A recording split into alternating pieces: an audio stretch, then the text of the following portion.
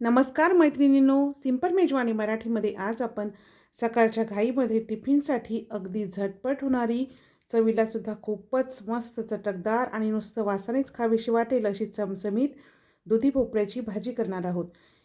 ही भाजी एवढी छान होते की दुधीच्या नावाने नाक मुरडणारे सुद्धा बोटे चाटून खातील.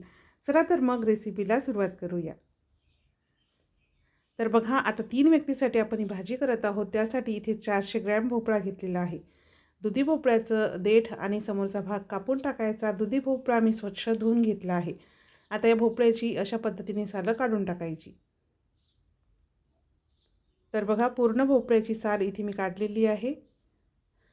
तर आता हा भोपळा आपल्याला कापून घ्यायचा आहे. तर अशा पद्धतीने दुधी भोपळा कापून घेतला. दुधी भोपळ्यामधला जो आतला गर असतो तो मी नाही काढलेला.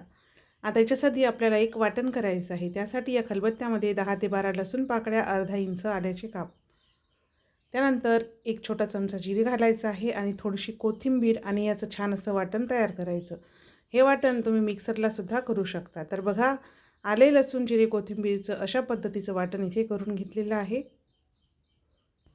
3 व्यक्तीसाठी आपण ही भाजी करत आहोत. तर कढईमध्ये 2 पळी तेल घालायचं आहे.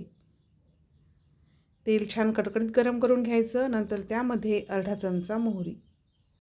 मोहरी छान अशी तडतडली की इथे बघा, एक मोठा कांदा मी चॉपरने छान बारीक असा कट करून घेतला आहे. कांदा लवकर परतला जावा म्हणून यामध्ये चिमूटभर मीठ घालायचं आणि छान गुलाबीसर रंगाचा होईपर्यंत कांदा परतून घ्यायचा.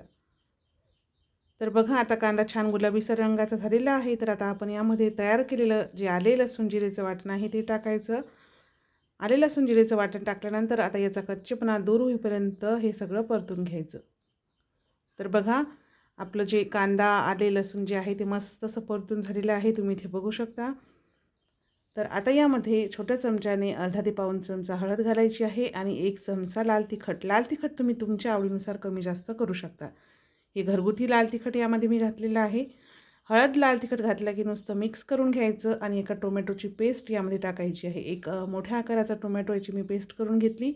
टोमॅटोची पेस्ट टाकल्यानंतर याचं तेल सेपरेट होईपर्यंत ही पेस्ट परतून घ्यायची. तर बघा, टोमॅटोची पेस्ट टाकल्यानंतर या मसाल्यातलं सगळं तेल सेपरेट झालेलं आहे, तुम्हाला दिसत आहे. तर आता यामध्ये कापून घेतलेल्या भोपळ्याच्या फोडी घालायच्या आणि आता या फोडी या मसाल्यामध्ये व्यवस्थित अशा मिक्स करून घ्यायच्या. कुठलंही वाटण न करता अगदी झटपट ही भाजी आपण बनवत आहोत आणि ही भाजी चवीला खूपच अप्रतिम अशी होते. तर बघा, या सर्व मसाल्यामध्ये भोपळ्याच्या फोडी व्यवस्थित मिक्स करून घेतल्या. आता यामध्ये चवीनुसार मीठ, 1 चमचा धनेपूड, 1 चमचा गरम मसाला. आता गरम मसाला, धनेपूड, मीठ घातल्यानंतर सुद्धा व्यवस्थित मिक्स करून घ्यायचं. मसाला या स्टेजला घालायचा, कारण सुरुवातीला गरम तेलामध्ये जर मसाला घातला तर तो करपतो आणि भाजीची चव बिघडते. तर बघा, मीठ, धनेपूड, मसाला घातल्यानंतर व्यवस्थित मिक्स करून घेतलं. आता भाजी शिजण्यासाठी यामध्ये गरम पाणी टाकायचं आहे. तर भोपळ्याच्या फोडी व्यवस्थित बुडतील इतकंच पाणी यामध्ये टाकायचं आहे. खूप जास्त पाणी टाकू नका. ही भाजी चविष्ट होण्यासाठी नेहमी गरम पाण्याचाच वापर करायचा, कारण भाजीमध्ये जर थंड पाणी घातलं तर भाजीची चव बिघडते. तर बघा, आपल्या फोडी व्यवस्थित बुडतील इतकं गरम पाणी मी यामध्ये घातलेलं आहे, तुम्ही इथे बघू शकता. आता भाजीवरती अर्धवट झाकण ठेवायचं आहे आणि मीडियम गॅसवर एक 3 ते 4 मिनिटे ही भाजी शिजून घ्यायची. भोपळ्याची भाजी शिजण्यासाठी जास्त वेळ लागत नाही. तर बघा, साधारण एक 4-1 मिनिटामध्ये आपली जी भाजी आहे ती इथे शिजलेली आहे, तुम्ही बघू शकता.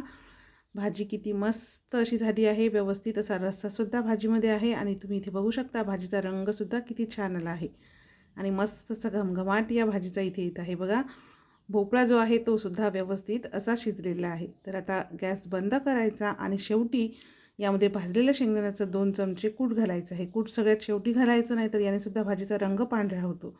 बारीक कापलेली कोथिंबीर घालायची आणि व्यवस्थित असं मिक्स करून घ्यायचं.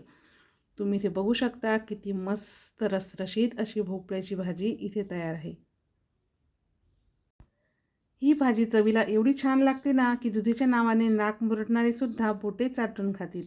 ही भाजी चपातीसोबत, भाकरीसोबत खाऊ शकता, भातासोबत खायला सुद्धा खूप छान लागते. मुलांच्या, मिस्टरांच्या टिफिनलासुद्धा तुम्ही ही भाजी देऊ शकता. तर तुमच्या घरीसुद्धा तुम्ही या पद्धतीची दुधी भोपळ्याची भाजी नक्की ट्राय करा आणि कशी झाली ते कमेंट्स करून सांगायला विसरू नका. चला तर मग भेटूया पुन्हा एका नवीन रेसिपीसोबत.